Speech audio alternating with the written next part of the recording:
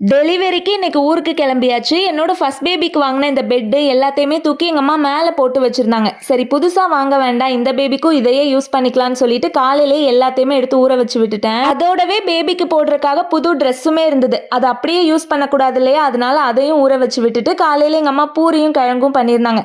சாப்பிட்டுட்டு எல்லாத்தையும் வாஷ் பண்ணி போட்டுட்டேன். இந்த மாதிரி குட்டி குட்டியான நியூ பார்ன் ட்ரெஸ்ஸஸ் எல்லாம் பார்க்கும்போது ஏனே தெரியல, எனக்கு அவ்வளோ ஒரு ஹாப்பியா ஃபீல் ஆகுது. ஆதிரன்லாம் பிறக்கிறதுக்கு முன்னாடி எங்க அம்மா அவனுக்காக ஒரு Dress கூட வாங்க விடல.